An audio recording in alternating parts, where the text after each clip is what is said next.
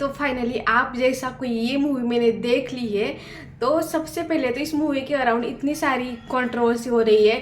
बहुत लोगों को ये मूवी पसंद नहीं आई, क्योंकि स्पेशली मेल्स को ये मूवी पसंद नहीं आई। और क्यों नहीं आई ये मूवी देखने के बाद मुझे पता ही चल गया, क्योंकि हमारी जिस तरह की सोसाइटी है और बहुत सारे लोग हैं ना कि इस मूवी के बारे में इतनी सारी गलत गलत चीज़ें बोले, या ये क्या है, इसके चलते हमारा ये हो गया वो हो गया, इतनी सारी चीज़ें निगेटिव मार्क्स कर रहे इसके ऊपर ना।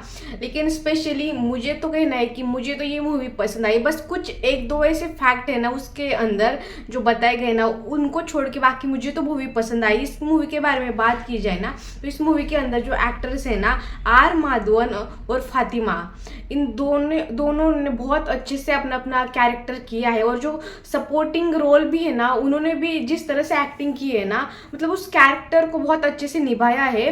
तो उनको जो रोल मिला था वो उन्होंने किया है, बाकी वो रोल नेगेटिव हो पॉजिटिव हो, लेकिन उनका रोल बहुत अच्छे से उन्होंने कैरी किया है। तो मुझे तो बहुत पसंद आया। इस मूवी की स्टोरी की बात करें ना, तो एक 40 साल का आदमी है जो उसने अभी तक मतलब उसकी कोई गर्लफ्रेंड तो है ही नहीं, और उसके अराउंड ये सारी स्टोरी है जो रोल आर माधवन जी ने किया है। तो ये मुझे सबसे इम्पोर्टेंट लगा। इन दोनों के अलावा और एक कैरेक्टर है इस मूवी के अंदर, जो कि आप उसको कैरेक्टर ही बोल सकते हैं, क्योंकि इसके अराउंड ही सारी स्टोरी चलती रहती है। और जो ट्विस्ट आता है ना, इसके अराउंड ही आता है। जो एक ऐप होती है, ऐसी ऐप जो ज़्यादातर लड़के यूज़ करते हैं, लेकिन उस ऐप के चलते इस मूवी के अंदर इतने सारे ट्विस्ट आते हैं ना, और इसके अराउंड ही सारी स्टोरी है। तो ये एक कैरेक्टर है जो हम इसको कैरेक्टर कंसीडर कर सकते हैं। ये जो ऐप है ना, जिसे लड़के ज़्यादा यूज़ करते हैं। तो मैं इसलिए कह रही हूँ क्योंकि इस मुद्दे के चलते बहुत सारा हंगामा क्रिएट हुआ इस मूवी के अंदर। इसलिए ये चीज़ बोल रही हूँ कि बस लड़के यूज़ करते हैं, लड़के भी करते हैं, लेकिन जो मेल्स होते हैं ना, उनके हिसाब से ये जो ऐप है ना, ये बस लड़के ही यूज़ कर सकते हैं। अगर किसी लड़की ने इस ऐप को यूज़ किया ना, तो वो चरित्रहीन हो जाती है। वो मतलब संस्कारी लड़कियाँ, जो संस्कारी लड़कियां होती है ना, वो इस तरह के ऐप यूज़ नहीं करती है। लेकिन जो लड़के होते हैं ना, चाहे वो संस्कारी हो, फिर भी वो इस ऐप को यूज़ कर सकते हैं, और इसमें कुछ गलत है नहीं उनके हिसाब से।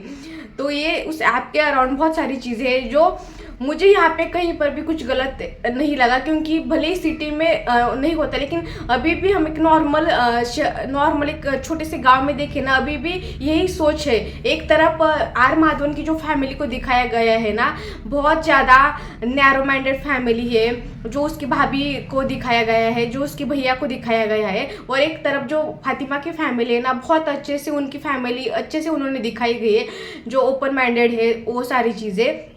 तो वो जो बंगाली कल्चर उनका दिखाया गया है, तो वो चीज़ें बहुत अच्छे से उन्होंने कैरी किया है। जो फातिमा ने, उनका लुक भी बहुत अच्छा था। एक 40 साल का आदमी जो टीचर है संस्कृत का, उसके अभी तक गर्लफ्रेंड भी नहीं है, उसको अचानक से एक ऐप के माध्यम से फातिमा मिल जाती है। लेकिन वो बाद में उसे पता चलता है कि वो उस ऐप में थी, तो उसके अंदर बहुत बड़ा ट्विस्ट आ जाता है। फिर उनकी एंगेजमेंट होती है, ब्रेक हो जाती है, फिर बहुत सारी चीज़ें उस मूवी के अंदर दिखाई गई है। उसके बाद ना सेकेंड पॉइंट मुझे ये लगा कि इस मूवी के गाने बहुत अच्छे से, मुझे तो जब मैंने सुना बहुत अच्छा गाना, आपको बहुत अच्छा लगेगा। इस मूवी के गाने बहुत ही अच्छे, बहुत ज़्यादा स्मूथ गाने हैं, तो ये बहुत अच्छा था।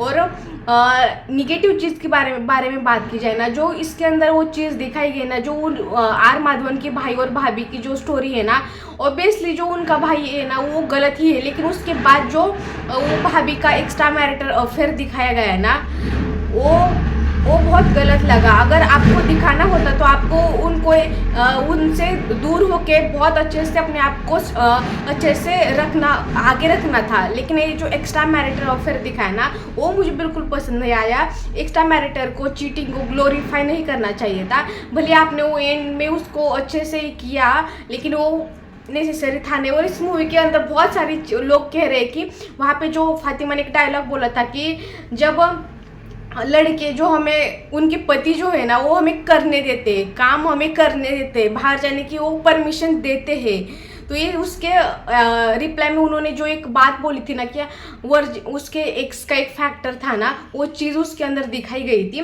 तो उसने उसको पूछा था कि यू आर अ वर्जिन, तो उसके ऊपर भी बहुत सारी चीज़ों के ऊपर बहुत बवाल मच रहा है कि आप फिल्म के द्वारा आप ये सारी चीज़ें बोल रहे हो कि 67 के बाद कोई वर्जिन थोड़ी नहीं रहता है, ये सारी चीज़ें, क्योंकि वो 40 ईयर का होता है फिर भी वर्जिन होता है। लेकिन वहाँ पर फातिमा का डायलॉग होता है कि 67 के बाद कोई वर्जिन नहीं होता है। लेकिन उसके अराउंड बहुत सारी चीज़ें हो रही कि आप ऐसे कैसे बोल सकते हो, क्योंकि 67 की उम्र में आप वो मूवी 67 की बच्चे भी देखते हैं, लेकिन आप ऐसी चीज़ें क्यों बोलते हो। लेकिन ये चीज़ मूवी के अंदर बोले बहुत गलत है, पता है, लेकिन ये फैक्ट भी तो है ना, वो मूवी के अंदर बताया गया है। ये बहुत चीज़ गलत भी है, मुझे भी ये गलत लगा, लेकिन बस 2 ही चीज़ें गलत लगी। अदरवाइज ये मूवी कहीं से पर कोई भी गलत या अडल्ट उतना ज़्यादा कंटेंट इसके अंदर था भी नहीं। और जो मुद्दा है ना, जो पॉइंट है ना, वो दिखाया गया है।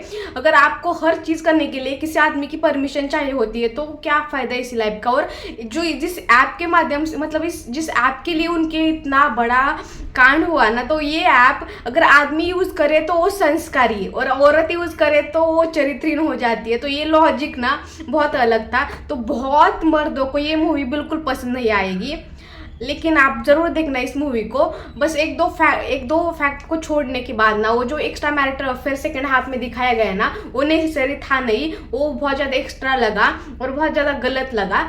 तो बस उसको छोड़ के बाकी पूरी मूवी बहुत अच्छी है। कहीं पर भी कुछ ऐसे अडल्ट सीन दिखाई नहीं गए, बहुत अच्छे से उन्होंने कैरी किया है। वो जो भी कैरेक्टर था ना, जो माधवन का जो उन्होंने किया ना, वो कैरेक्टर मुझे तो बहुत पसंद आया टीचर का। उनके एक्सप्रेशन वो बहुत अच्छे थे। तो इस आज की वीडियो में इतना ही। आप ये मूवी ज़रूर देखना। जो मर्द लोग हैं वो नहीं देखेंगे क्योंकि उनका ईगो आएगा, लेकिन ये मूवी देखना बनता तो है।